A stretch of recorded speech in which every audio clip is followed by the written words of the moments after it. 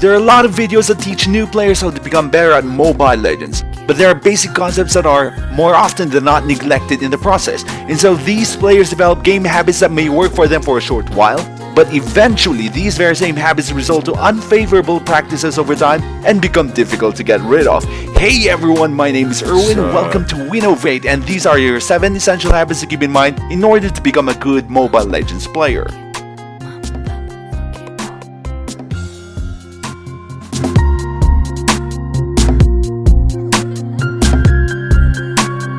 Know your safe zone. Use turrets to your advantage.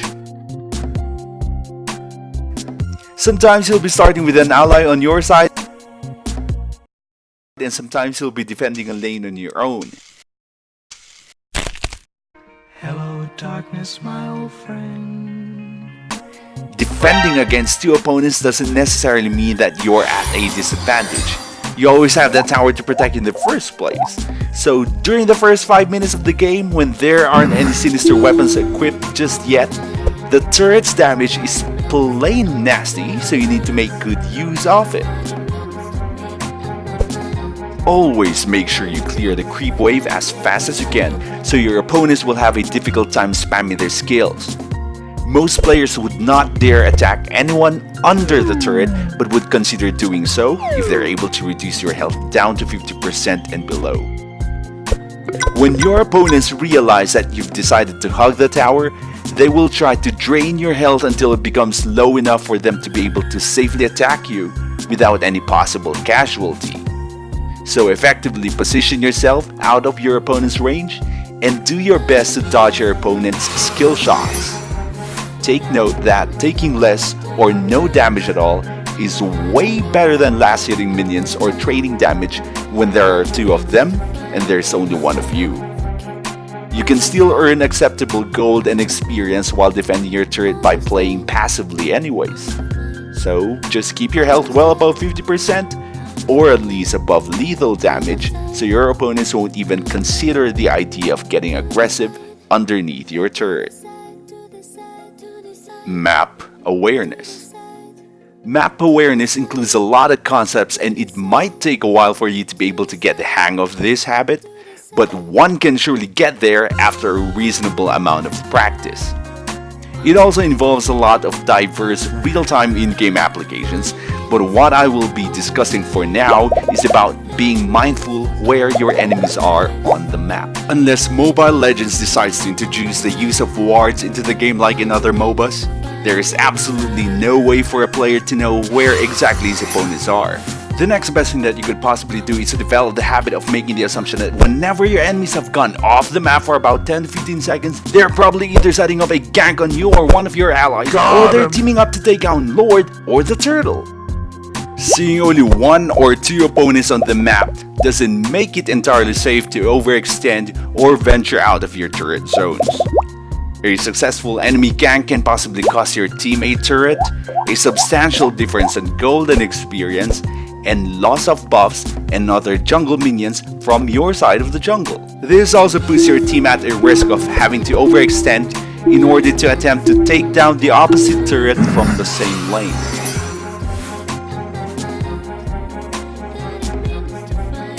The distance you will have to travel back to a turret zone will be farther than before, and your opponents will have enough time to set up ganks or help out in other lanes. Last hit minions. Hold on, this is just too good to miss out on. Alrighty, where were we? Last hitting minions, right. This is important in most MOBA games, especially that last hitting minions will grant the player extra gold and experience points. Bonus gold and experience definitely mean better equipment early on and faster leveling.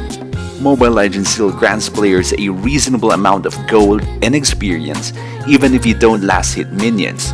So what the next question boils down to is, how much really of an advantage does one precisely get from last hitting minions? Shinmin Takezo YT clearly demonstrated in his video that on the 4th creep wave, a player can achieve level 5 by last hitting as opposed to another player who doesn't, and can only reach level 4. The gold difference after wave 6 is about 300 and can peak up to more than 400 gold. Imagine yourself already wielding the final version of your boots while your opponent still has to wait and farm for another couple of waves just so he would be able to keep up. Preparation. In its most basic sense, it is indeed preparation, as you will have to invest a bit of your time to identify and arrange the equipments your hero is gonna use. Spending a few moments to properly configure item builds for your heroes will all be worth it and handy in the long run. This is widely experienced during critical times when your eyes need to be fixated more in the battlefield than merely searching for items in the shop. On rare occasion, purchasing an item in the middle of a clash either helps secure a kill or evade a likely death. Setting up your items beforehand is convenient, as you won't have to manually browse through the shop for each item ingredient or recipe you need for combat. Carefully determining the order in which each item should be purchased is also essential.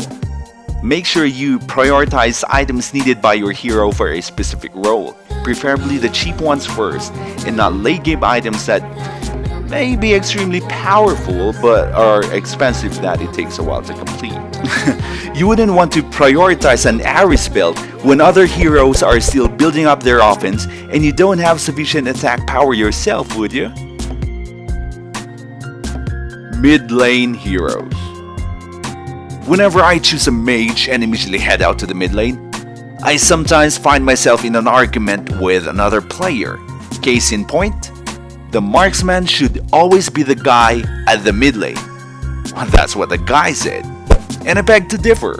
Well, for starters, I don't disagree with this overall, but I would personally prefer a hero that has burst damage to man the mid lane. The reason for this is, first and foremost, mages have skill shots that demonstrate high damage even in the early stages of the game. Regardless of whether they rely mostly on mana, energy, or whatever, the skill cooldowns are generally short and they have the ability to spam skills against their opponents. Mages are often reliable when it comes to taking care of themselves while maintaining to be threats to the opposing team at the same time. Whereas a marksman will have to rely on his base attack damage and speed, and without any weapons and buffs just yet, the marksman would be far from threatening. It's only during the mid-game when a marksman starts to shape up and build lethal damage. A marksman is a squishy hero, and ideally, he will need another hero to tank, support, or babysit his progress into becoming a deadly damage dealer. Creep buff.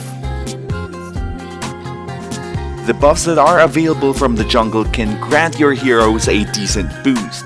If you happen to get buffed by these almighty blessings, these can give your hero a serious advantage over your opponent in lanes. The heroes that reap most of the benefits that these buffs provide, in my opinion, are the mage and assassin classes. Some heroes that start out farming are usually fighters, and practically they can inflict sufficient damage to minions while being able to sustain damage received from them with or without these hero buffs. Sure, they're going to need these buffs to help them dominate the jungle, but keep in mind, the jungle creep buffs do not stack. You're better off maximizing your team's welfare and let a mage or an assassin take the buff instead. One turret at a time.